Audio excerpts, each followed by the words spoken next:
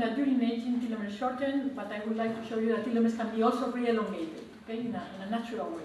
And this happens during the nuclear reprogramming. So we were interested to see what happens with telomeres when you go from an adult cell, a cell taken from a patient, a differentiated cell, to a pluripotent cell. As you may remember that this has been addressed already in the case of nuclear transfer, so where there was conflicting data. In the case of Dolly, apparently telomeres were shorter than normal in the sheep that were cloned, but this was not the case in the case of cattle or of mice. So we wanted to address this question by using a different technique to do this nuclear reprogramming, which is the one developed by Yamanaka in 2006, which is the addition of a number of factors, typically 3 factors, in order to go from a differentiated cell to a pluripotent cell. And these are the so-called induced pluripotent stem cells. Okay? So we saw that telomerase activity was induced, and this was already shown, and that MYC was not important for induction of telomerase activity. So I will be showing you data with 3 or 4 factor reprogramming, but however, just to tell you that MYC is not really important for telomerase regulation during nuclear reprogramming. So what happens with telomere length? So these are the telomeres of a mouse embryonic fibroblast. These are the telomeres of ES cells from the same genetic background. You will see that there is a huge difference, and we are certain about this. So actually, we know now that the inner cell mass telomeres are almost as long as the ES cell telomeres, and they are much longer than the if you compare to embryos of different days of development. Well, when we put the 4 reprogramming factors, you see that telomeres are massively elongated, also with the 3 factors. However, if there is no telomerase in the parental cells coming from the telomerase knockout, telomeres don't elongate. So telomerase is the one that is elongating telomeres during reprogramming. You can also notice that at the time of isolation of the clones, telomeres still do not have the length of the ES cells. And actually, when we passage these cells, these induced pluripotent stem cells, we see that at the time of isolation there is a clear elongation, but telomeres still are not the same length as ES cells, and is with passaging, allowing cell division, when we see that telomeres in iPS cells finally reach the ES cell telomere length. So this means that most telomere elongation actually happens post-reprogramming, and reprogramming must be changing, altering something at the telomere, which is now allowing elongation of telomeres by telomerase.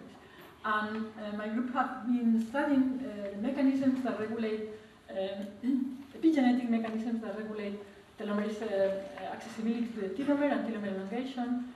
And for instance, the trimethylation of histones is a mechanism that is acting to repress telomere elongation as well as telomere recombination. And we studied whether this was changing during nuclear reprogramming. And I'll show you here that both in ES cells and iPS cells, there is a decrease in the density of the histone marks, which are known as heterochromatic histone marks.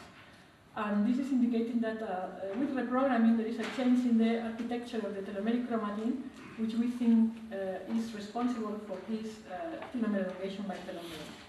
Another indication that the structure of the chromatin and telomeres changes is the transcription of telomeres. My group and the group of Jackie Ligner have discovered that telomeres transcribe, generating terras, which are long RNAs that come from the telomeres. And you can see here how these terras are almost absent in the mouse embryonic fibroblasts, which are the parental cells, and how this transcription is induced in iPS cells, as well as it, of course, is induced in the embryonic stem cells. So these are indications that the telomere chromatin changes during reprogramming, and this allows elongation of telomeres by telomerase. We also wanted to address which is the importance of activating telomeres during reprogramming. And you can see here that we have used parental cells which come from different generations of the telomerase knockout with progressively shorter telomeres. And you can see that we can reprogram quite efficiently the first generation telomerase knockout fibroblasts. However, with increasing generations, reprogramming is dramatically decreased. Okay? And this can be fully restored if we reintroduce telomerase again. So this is indicating that progressive telomere shortening is impairing reprogramming, the absence of telomerase.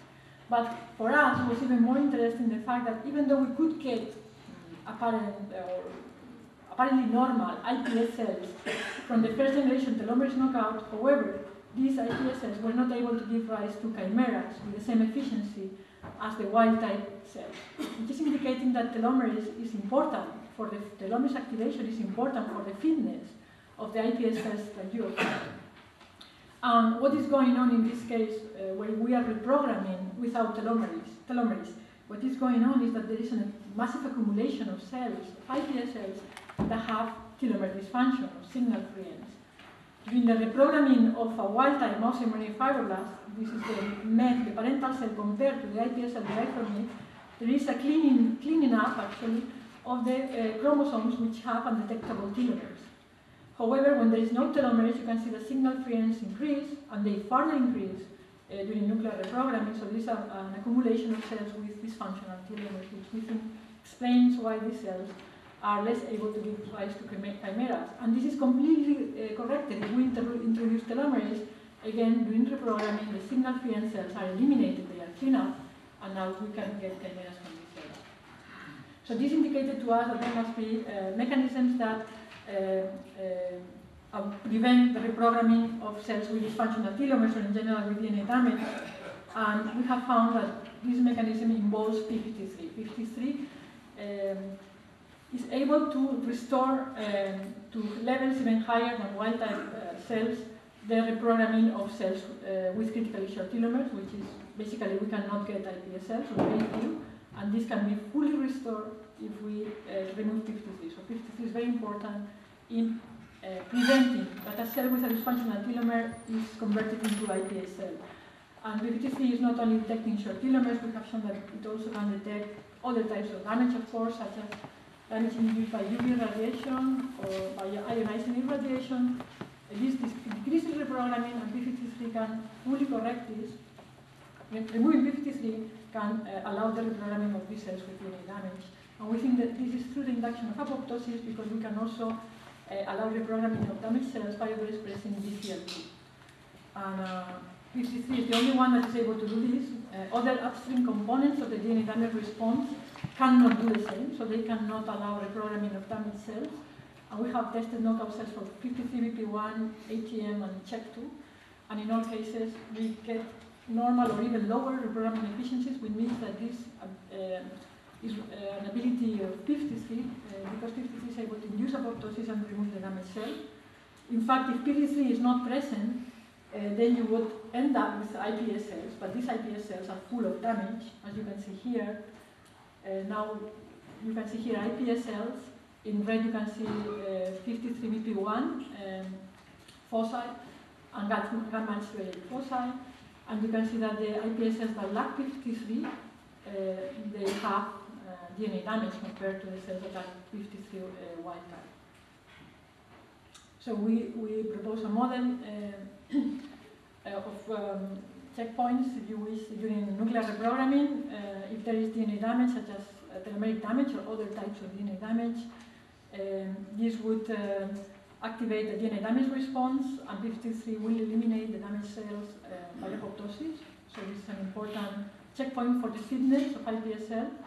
And also during nuclear reprogramming, in the cells that are telomerase positive, telomeres would get elongated, and you would end up with iPS cells which are damage-free and with long telomeres, and this is mediated by telomerase. And in the last 5 minutes or so, I think, from my talk, I would like to change to a different topic, which is the importance of these proteins sheltering, which I told you that they are absolutely essential for telomere function. It's not only telomere length what is important, but also the proteins that bind to telomeres. And these are called sheltering, and we have recently developed a number of conditional knockout models for these proteins in order to understand their role in the context of the adult organism. So I will tell you about the TRF1, which we have removed from an adult organism, as well as TPP1. Just to remind you that recently mutations in TIN2 and also genetic variants in TRF1 have been also associated to these human diseases that are characterized by premature telomere dysfunction. And usually the hallmarks of these diseases are skin hyperpigmentation, nail dystrophy, or